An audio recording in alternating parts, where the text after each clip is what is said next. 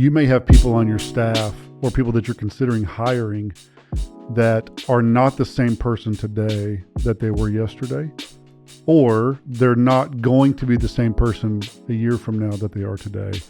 And how as ReLeaders, we're not just releading organizations, that there are times that we are called to relead people. Yeah. In fact, I would say that all the time we're called to relead people.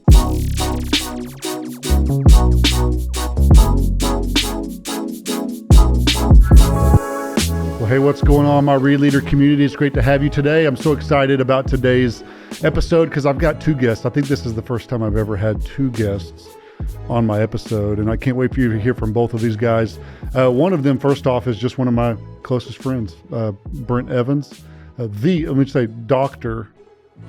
Bishop. There's no doctor. Bishop. Bishop, I can go with. Reverend. I can use. Okay. Reverend. Sir. Brent Evans. Brent Evans is the president of, is it CEO or president? CEO. So Jimmy Evans is the founder president. Brent Evans is the CEO. I'm messing this up right from the get-go. It's just how we do it. But the CEO of XO Marriage, and does a phenomenal job. And we're in your studio today, but by the way, and it's amazing. It's beautiful. Thank you very much.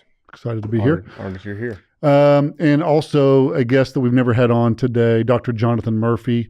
Jonathan Murphy is a friend of mine that we have so much in common, and I can't wait to chop it up with him. But Dr. Murphy is the department chair of the Pastoral Ministries program at Dallas Theological Seminary. And one of the reasons I love chatting with you, Jonathan, is because we have so many similarities now. We don't have the same accent. Oh, that's right. You have a Scottish accent, is that right? Scotch-Irish, yeah. Scotch-Irish. It's actually from Northern Ireland, but most people think it's a Scottish accent. Well, that's how Hold on. Do you ever get tired of that question? No, because Yes, he paused. No, it's way more similar to Scottish than Irish. Yeah. But did you just ever get tired of the accent question? Because everything it's like Dan Leanne, who's on our team, he's from Australia. And he always, that's one of the main features of communication with him or conversation is, hey, what accent do you have? Is that? What I get tired of is the people who try to imitate me and then expect me to sort of give them a thumbs up. Hey, that was the best I'm not trying accent. That. Yeah, so it'd be fun. Yeah, I'm not trying that. That gets tiring. We chopped it up. We met for coffee. We were trying to remember if it's been 4 years ago when I first got here to become the president of TKU. So, I'm going to call you Jonathan on this show, if that's okay. Yeah, perfect. But Jonathan, our daughters go to school together, so they're friends. And Brent's daughter, we all have daughters exact same age at the same school. But you have a higher ed, obviously, background, but you also are involved in the local church. You're teaching pastor at Christ Chapel. Yeah, that's right. In Fort Worth. So I just love that element. A lot of times you either get one of either. You get somebody that's all academia, very little practical ministry, or you get somebody practical ministry but have no theology. So I just appreciate that about you. Yeah, so thanks for coming on the show today. My pleasure.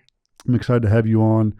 And we're going to talk about wherever the conversation takes us. But one of the areas that we really do want to talk about is a whole nother element to releading. A lot of the content that we've presented and talked about, shared about, whether it's on the website or on the podcast, is really about the concept of releading organizations, of culture, values, staff, all the different elements that come with releading. But Jonathan wrote a book about Barnabas that is just pretty powerful, that it's not a book about releading, but there's so many elements to it that I want us to talk about it today. And it's this book. It's called Authentic Influencer. You can get this anywhere books are sold. But Jonathan, just quickly give us kind of an overview of it, and then I want to kind of chop it up in a ReLeader format. Yeah. Well, so Barnabas, member of the early church. Yeah. And as I studied his life over the years, I did some of my master's thesis on him, and that sort of whet my appetite for him.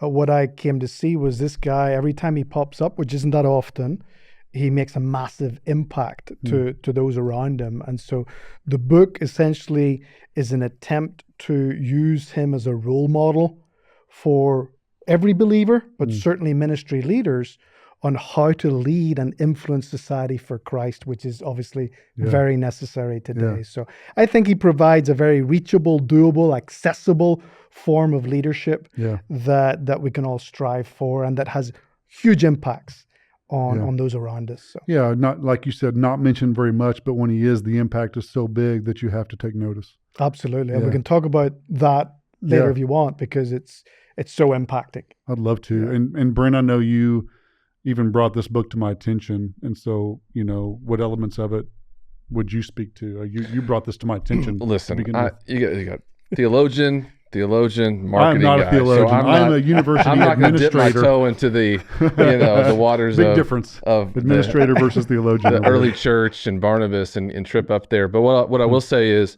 what I love about Jonathan is he is so humble, and he kind of falls into the same camp as like you, where y'all don't promote yourselves on social media. So sometimes I tell Jonathan, sometimes he's one of the best kept secrets out there in terms of his preaching style, because when he's at Christ Chapel, shout out to Keith Chatham, one of our board members who goes to Christ Chapel, he always tell me, Jonathan's one of my favorite speakers there. Mm-hmm. And, it took a while. I don't know that if he wasn't at Faith, his, kids weren't at the same school, that I would even know about him, because he's not just plaster all over social media. Yeah. But when you encounter his content, you realize it is not microwaved. It's been in the oven for a while. Mm. And so the story about Barnabas, when he outlaid it to me, and I told him, I was like, listen, Barnabas lost in the name category. If he had a cool name, we'd all be talking about him. And, it's just one of those things where you don't feel really a sense of excitement when you're talking about Barnabas. But what I love about what Jonathan's done is he's put a really great new spin, fresh spin on Barnabas' life that can apply to today. So what I told Jonathan is I gave him kudos. I thought the title of the book was fantastic, because influencer is a word we throw around all the time now. Mm-hmm. And to be an authentic influencer and take a story from the Bible to do that, to expose the world to this life that made a huge impact, but could be applied to current day, what we're living through today. Yeah. I think it's very great. It's powerful and great. So, this book's been out for a few months, and, had the honor to read it before it came out. But I truly believe the message was built from a standpoint of Jonathan does believe that this story can change lives. Yeah. That's awesome. So I really do want to get to the meat of it, for our viewers and listeners, to talk about the concept. The vast majority of our followership are ReLeaders, or they probably wouldn't be watching this, which means they're leading something that somebody has came before them and done. But I love this concept that I want to dig into, and it's for our listeners to think about it in this context, that you may have people on your staff or people that you're considering hiring that are not the same person today that they were yesterday, or they're not going to be the same person a year from now that they are today. And how as ReLeaders, we're not just releading organizations, that there are times that we are called to relead people. Yeah. In fact, I would say that all the time we're called to relead people. Now, if someone's toxic and abusive, and that's a whole different story to your organization. But so let's talk about Barnabas. Jonathan, unpack a little bit about ways that you see him as a releader, and those moments throughout his life that he reled, either organizations. I know Antioch is one of those, or people. Yeah. Well, let's start with Antioch. He doesn't pop into the book of Acts that often, but certainly one in which he begins to get more attention is when he gets to Antioch. So this church is birthed in Antioch. We read about it in Acts 11. And the church in Jerusalem needs to send somebody up there to check it out, to see what's going on there. Is it legit? Who are these people? And so they pick Barnabas. So he's their choice pick to go up there. And he goes up to a church that he didn't plant, that he didn't, establish some sort of vision, mission for, organized committees, organized Sunday gatherings, etc. He did none of that. But when he arrives, he sees what God is doing, and then he rolls up his sleeves and begins to help direct them toward where they need to be, to establish them as the church that they end up becoming. Antioch becomes the missionary sending church in the early church. They become. That church becomes the focus of attention really in the rest of the book of Acts because of what it does in fulfilling the mandate of taking the gospel to the ends of the earth. Yeah. And I think Barnabas is central to that. He encourages them, and then he it says in the text that he spent a full year teaching them. So he instructs them not just in the way of the Lord, but in how to be a church that's healthy. It's one of the things we talk about in several of our episodes and content we've created is so many times the ReLeader that comes in to take over an organization and relead it, rarely do you find ReLeaders that are famous. That their names aren't in lights. You're right. You know, there's a for lack of a better analogy, there's a car crash and all eyes are on the car crash. And then once the car crash is over, if it's a difficult situation, everyone's eyes goes back to the race. And then there's a crew that comes out to clean up the wreckage, but no one knows who those guys are. Yeah. You know, and Barnabas is kind of in that boat. Like, why wasn't Barnabas written more about? Yeah. It's an interesting thought because Antioch really did become the sending church. Yeah. And yet the man who came to relead it was rarely mentioned. I mean, why do you think that is? Do you think there was just so much happening in the book of Acts? Yeah, and Acts, has an agenda to try and communicate the flow of the gospel from Jerusalem to the ends of the earth, primarily through the two men who came to be known in the church, which is Peter and then Paul. And so that attention maybe takes away from others involved.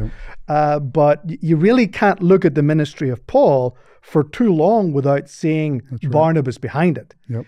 So that's, I think, the other side of what would be useful to your listeners, and your viewers, as it relates to releading, that Barnabas comes in and doesn't just bring direction to a church that's just been birthed, but he relaunches the people there in light of their past relationships and brokenness. Sticking to Antioch, in Acts 11, when Barnabas goes up there and he encourages them and he sort of establishes them, he decides to go to Tarsus to bring Saul of Tarsus, we still call him Saul in Acts 11, to Antioch. So that Saul of Tarsus, who had headed home and is twiddling his thumbs, wondering what to do with his life, gets his first pulpit and his first platform in Antioch. Now, here's where it gets really interesting. That church is birthed, it says, because of the persecutions that were launched as a result of the death of Stephen.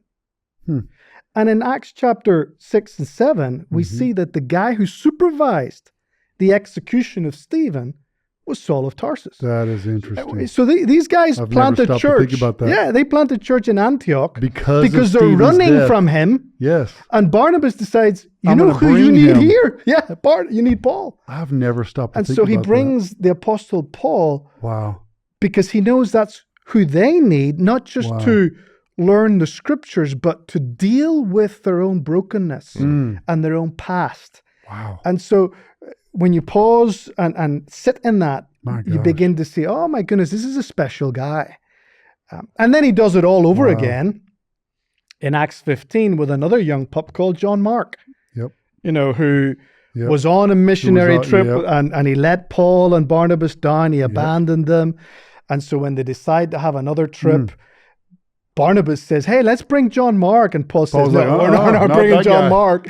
I mean, he did come and he let us down, so we're not doing that again. And Barnabas essentially, he's a better man than me. I want to say to Paul, hey, Paul, I remember Saul. So back off a little bit. But he doesn't say that. He just says, you know what? It's time for me now to take another guy under my wing and relaunch this young man's ministry life. So Barnabas stands behind some of these men who become historically well-known men of the faith. Because John Mark writes the Gospel of Mark. And many believe that the Gospel of Mark is used by Matthew and Luke to write their Gospels.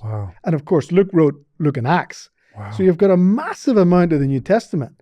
That Barnabas is at the focal point of it, behind the scenes. Behind the scenes. And that's so great for leaders to hear that sometimes it's not about our name being in lights. It's about the impact we can have on the kingdom, even if people rarely mention us or know us. That's it.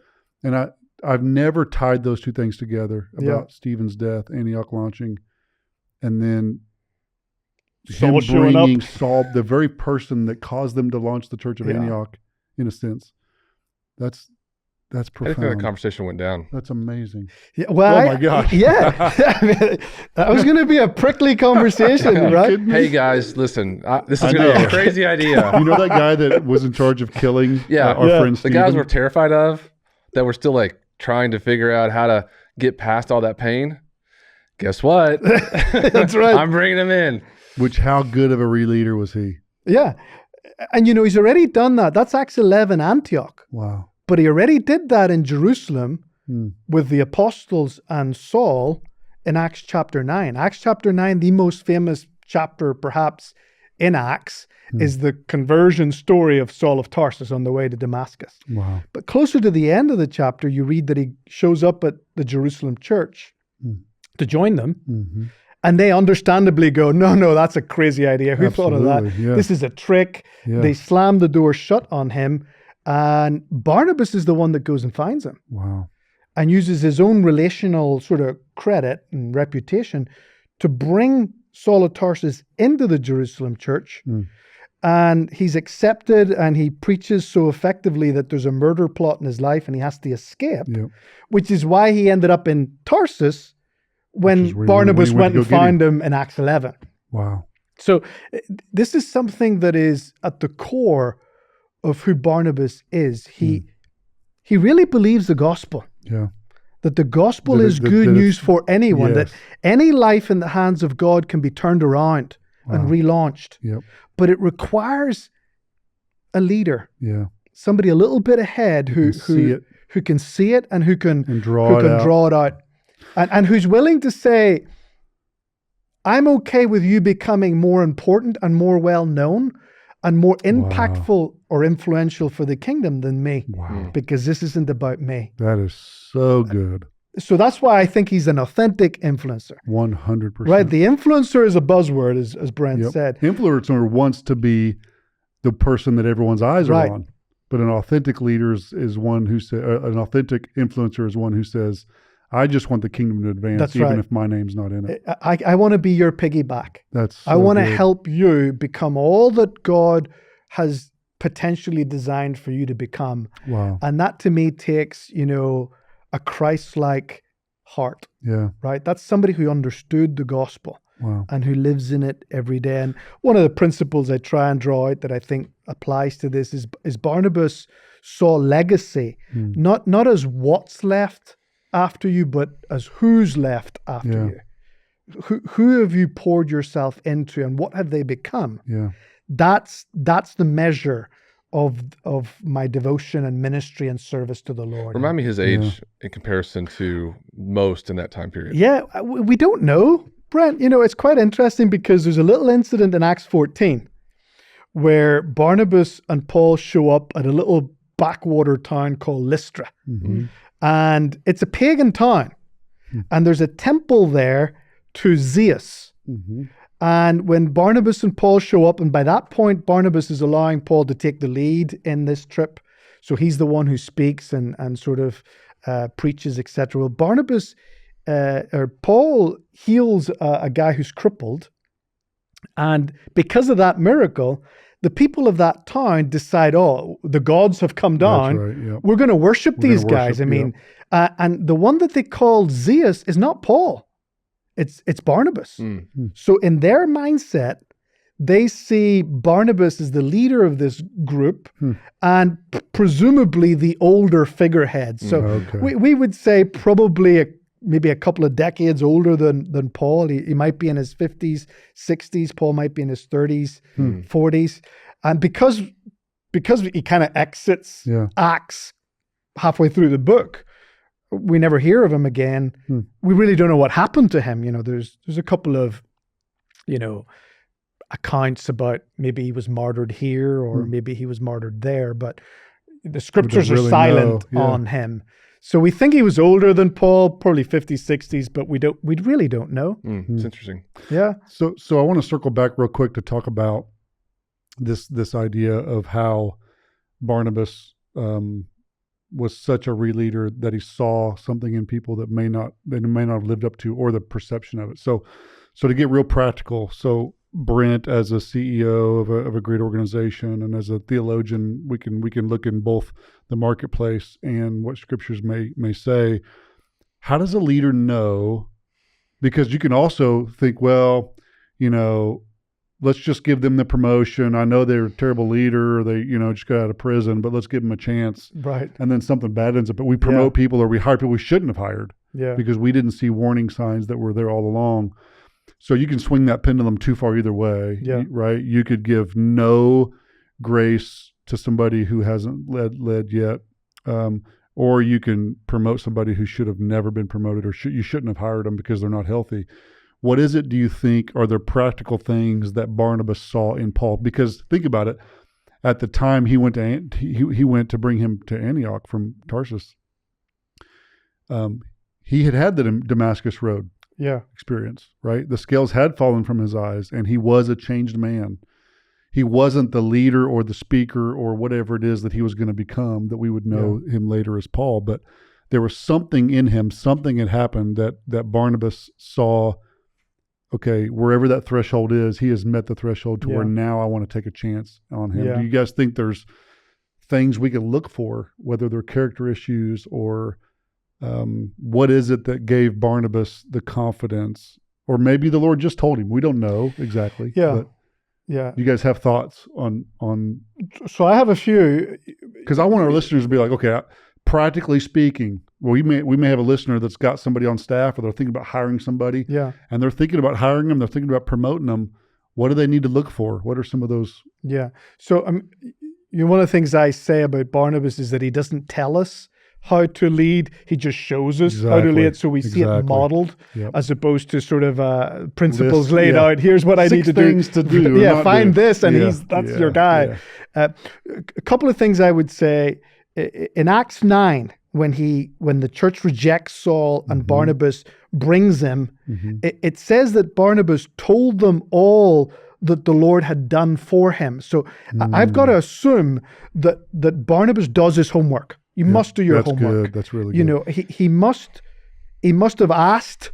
He must have interviewed some set people, up, heard some stories. I don't know if he drives up to Damascus in some sort of chariot and says, "Hey guys, how did this guy get on here? Because this is where he was." I assume that he does do the risky thing, which is he sets up an appointment to chat with Saul, Paul. So whatever lattes they drank over there, they sip on them in Jerusalem Main Street for a while, and he listens. He listens to this guy's heart. He has to. That's good. Because he's the one who then reports what God has done in Saul's life. So he knew. He knew. Testimony. The second thing I would say, and it's a clue. It's not a principle that's there. Although I spend a little bit of time of it in the book, is the value. I call it the value of meaningful presence. It's not just being present in somebody's life, it's being meaningfully present. That's good. When I preach on this, I always talk about, furniture is present. It's there. It's here, It's meaningful in one sense in that you can sit on it or lean on it or do it, but it's not meaningfully present in the sense that we often refer to as human being interaction, where you're listening, where you're attentive, where you're engaged in that person's life. And I think Barnabas models, certainly in the first missionary journey, a meaningful presence with the life of Paul that took months, maybe even years of walking around the wilderness chatting to the point where he knows this guy. And so he knows the trajectory that he's on. And he can see beyond the perhaps veneer of God talk to heart. That's right. And you can only do that in proximity. In a meaningful relationship of presence, which is something really that is hard given we're so busy, but it's essential. It is if you're bringing people on to lead God's people, you better do your homework. That's really good. You know, So true. the people deserve that. That's really good. And I'm not anti giving people another chance. I'm just saying, give them another chance, but you got to vet them. That's really, really good. You know, and they have to slide into the needs of the group. Yeah. The last thing, and then I'll shut up, No, that's great. is in Acts chapter 9, when Barnabas intercedes for Saul in Jerusalem, the sequence of events is quite interesting. Paul tries to join the church. They say no. Yeah. Barnabas intercedes. They say yes. And because of that, Paul is released to minister in Jerusalem, and he's so effective that they try to kill him, and the church has to help him escape. Wow. Well, that little sequence of events already happened in Acts chapter 9 in Damascus. On the road to Damascus, he encounters Once the Lord. he got to Damascus, A guy before he called went to Ananias Jerusalem. says, "No, Lord, He's like, "Not you me." obviously don't know who this guy is, I ain't Lord." praying for him. Yeah, I'm not going to meet him. And Ananias basically is slamming the door shut. Yeah, that's true. Someone intercedes so that Paul joins the church in Damascus. He ministers so effectively that there's a they murder run him plot out. in his life. Yep. And the church has to help him escape, which is why he ended up in Jerusalem knocking on the door. So the question is, and in literature we call it syncresis, who's in sync with whom in Acts chapter 9? And you'll find that Barnabas did for Paul in Jerusalem what God did for Paul in Damascus. Barnabas is in sync with God. Wow. And so that's the third issue I would so say. Good. It's not just proximity What's the pattern? and listening, it's discernment. Wow. Are you following after God? Because it doesn't matter what that person is telling you. That's Ultimately, what matters is, are you talking to the Lord about this person? And are you sensing what the Spirit is saying in order to shut down or promote this next step with this individual? That's really good. I would say he models those practically in what we know of him in Acts. That's amazing. Yeah. Well, are you sad that you went second? Because I wouldn't want to follow a theologian. I was about to say. Like he has the whole book of Acts memorized. What do you have memorized, Brent? Yeah, I have 4 Besides your points. I fantasy don't have 3 football. points. I have 4 points. But There you go, it's better. no, I think from my perspective, I do come from a totally different perspective. Yeah. Is, you know, from a leadership side, leadership is so difficult. When you're at the top of the mountain or somewhere towards the top, you know, you've got this target on your back. You feel that way. Yeah. And so you want to surround yourself with people who have your best interests in mind, right? Yeah. And as you go up, the oxygen level goes down. So you need people who are conditioned to be up there with you, who are not going to freak out. So what I've learned over time in leadership is, you know, I used to be surprised when people would fail in leadership, but as I've now gotten to a place where I'm higher up in the pecking order of things, and I'm really in the sense of XO, I'm at the top, I can visibly see down the mountain and go, these are the people who are qualified. Yeah. And if I put them up too high too fast, they're going to fail, and then that's going to be bad for them. And that's an unfair set of standards to put on somebody to say, I need you to go up the mountain when you're not ready. And so I'm always looking for signs that they're ready or signs that they're not ready to be able to accelerate growth or make sure that they're qualified. They've gotten more time to train to go up that mountain. But I think for me, if leadership was ever boiled down to one word, is just consistency. You know, if you see somebody in life and they're consistent with things, consistent being diligent in things, and they're not erratic, they haven't gone rogue on anything in their relationships or in their work life. They've demonstrated they can have bad days, but they've demonstrated that they're not going to change who they are in new environments, different environments.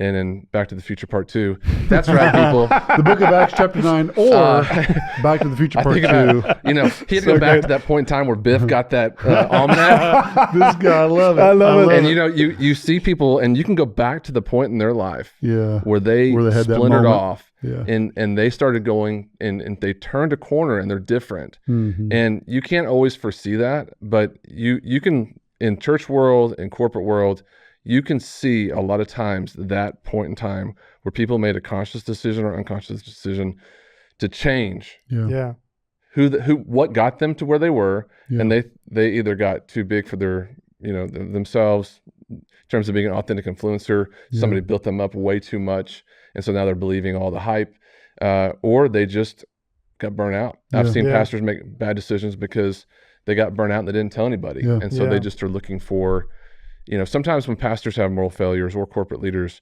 they're really looking to exit.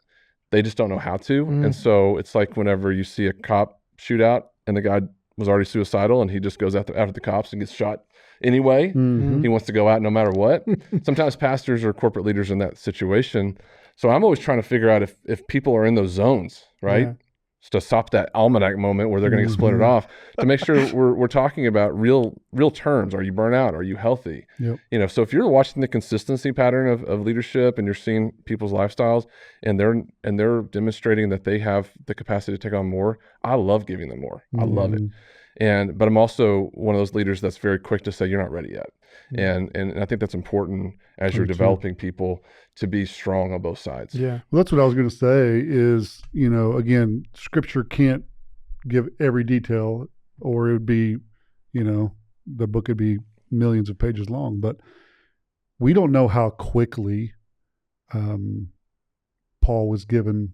It's not like he came to Antioch and the very next day they sent him to plant Corinth or That's Ephesus. right. Yeah. Like there was a season there of, we don't know exactly how that looked, but we do see, as you said, when they went to the city, it seemed as though he was giving Paul the forefront to lead while he was there. That's right. So it's not like he just said, you go up there, I'm staying here. There was a season of, I'll do it, you watch. Yeah. Let's do it together. You do it, I'll watch.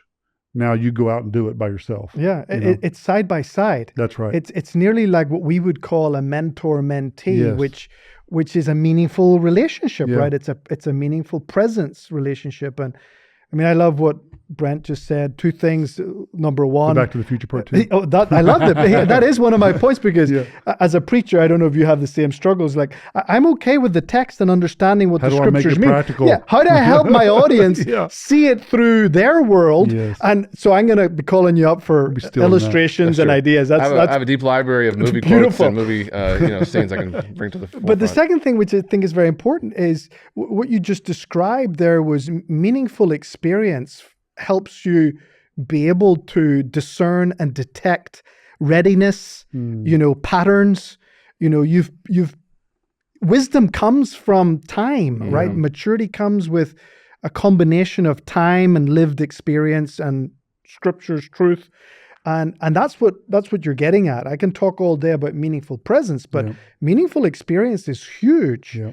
And it taps into what you asked earlier about what age was Barnabas. Because it seems like this guy's a seasoned human being who's seen a lot and knows the human heart and how it works, as well as what could happen with the gospel. Yep.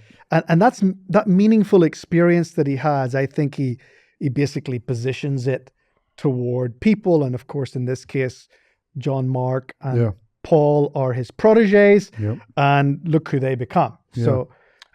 So this is your show. I'm going to ask this question, but I asked this question to Jack Deere, who was also from DTS a long time ago. This was 20 plus years ago. My wife, Stephanie, worked for him, and we were having dinner one night, and I said, can you tell me why the couple that didn't give in the Bible immediately died? Yeah. And there were other situations in that early church where there was such a outpouring of miracles and then a very quick, let's end any kind of sin happening. Yeah. So when did that stop? Like where are we today where there is, and what Jack told me was that the Spirit was so strong and heavy in the early church movement to build that up that there was no tolerance at that time for deviation from what God was doing. There was the level of concentration of what was happening there. There was just no room for there to be a sin as egregious as what had happened, various parts of Acts. And as I process the Bible, as I read it, and I see the miracles and what happened in the early church, and I process what's happening today, and I think everyone's craving that same level of miracle or, seeing God move, to have a Saul to Paul type experience. Yeah. Wouldn't everyone love to experience God in that moment?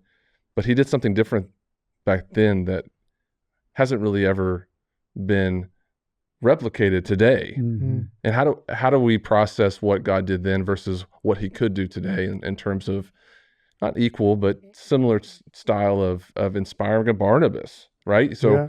I mean, he was moving under the Spirit in such a heavy way that maybe there are people out there that it's same thing, but it feels different. So I don't know how to ever explain that, but I would love to know from a theological See, I background. was just splashing around in the shallow end, and Brent was like, "No, we're going to jump right in the deep end." We're going to go into the deep end. Yeah. Well, I mean, there's a lot there. I certainly think there are more Barnabas-like people around in the early and middle and late and contemporary church than the Pauls who can call a miracle down on a crippled man's life and bring him. Or shadow heals Right. people. Yeah. Because often those more spectacular manifestations of the power of God in the Gospels and Acts tend to be a way of authenticating the Gospel's authority and message. But as the Gospel spreads and as the church grows and as the canon of Scripture is established and set for us, I think there is a shift in what the Spirit might do where there is an established church and where there is the gospel and the Scriptures. So I'm not speaking to maybe the jungles of the Amazon. I'm speaking to maybe Western world today. Sure. But I think what's really miraculous is in the ordinary, right? I mean, it's the fact that Barnabas is willing to put his arm around John Mark and sail off to Cyprus, as Acts 15 tells us, and we never hear of him again. That I think is miraculous.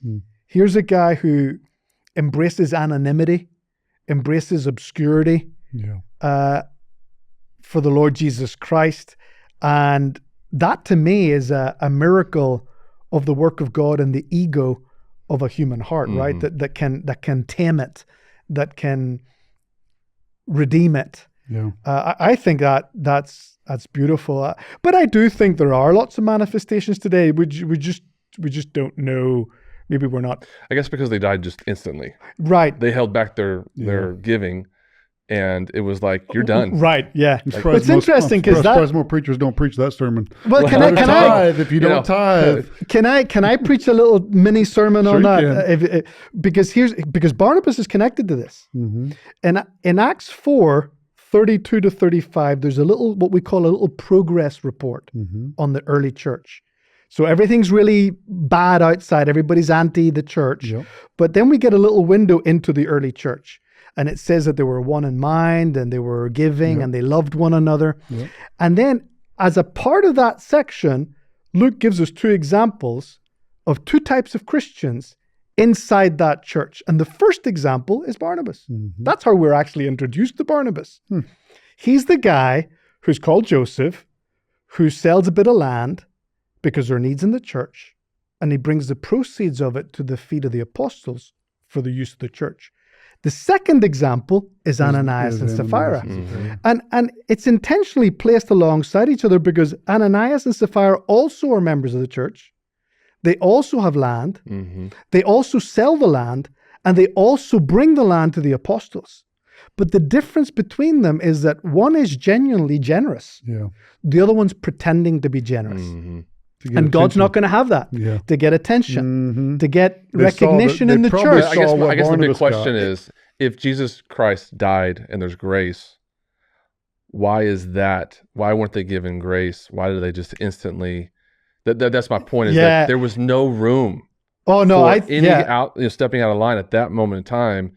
It was not just one of them had a stroke, but both of them. That's right. I think it's very much a lesson from the Lord on, you're not hoodwinking me. You're not going to pretend to be in this community, in this birthing church, because what I don't sanction.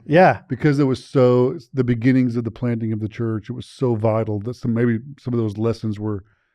God was like, no, we're just getting this thing started. We're going to start it right. Again, and I would love to be part of the conversations around the room. It's like, all right, we're good. We're getting everything. We're not stepping out of line.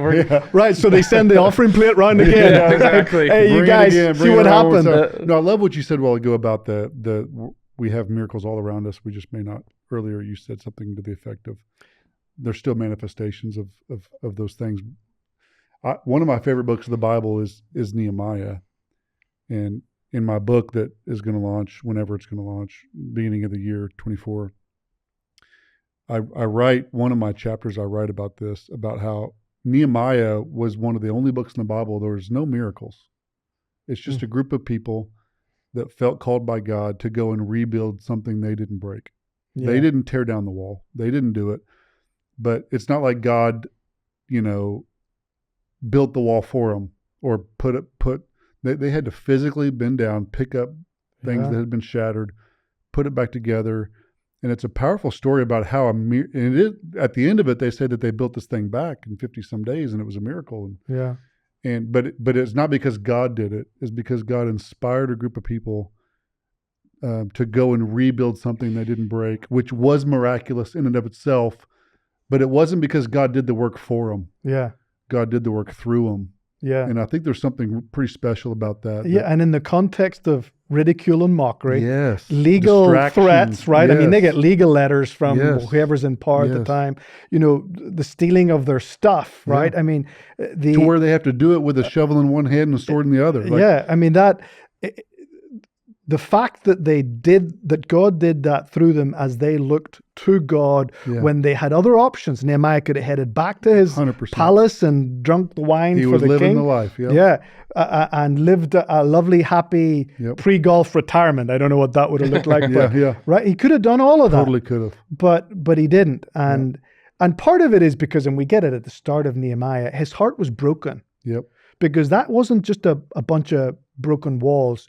Those were walls that represented the reputation of God in the world. That's right. And it's not acceptable for God to not look good in the world because of the sins of his people. And I think that's at the heart of every leader. There's something about the organization they're leading, the ministry they're leading, that it's like whenever God called Zerubbabel to rebuild the temple, it says that the Lord sparked the enthusiasm of Zerubbabel and Jeshua. Mm.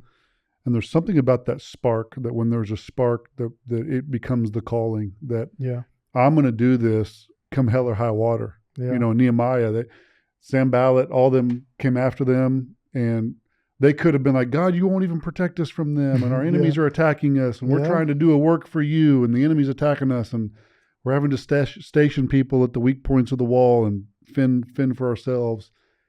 But there was no miracles, but something really beautiful happened anyways. Yeah. And I think that's how ministry can feel sometimes. You feel like God should be doing more for you. You wish God, or you pray God would work a miracle. But even when he doesn't, because of what God's calling us to do, turns out we're the miracle. Yeah, that's right. It requires faith and daily dependence upon God to build a wall day in, day out when everybody's mocked. I go back to Noah. I mean, couldn't God have given him a ready-made super yacht and saved him? Or a power saw or something. Right, that's right. I mean, but he didn't. He chose to work in the ordinary. Yep. That's right. But alongside of. Yep.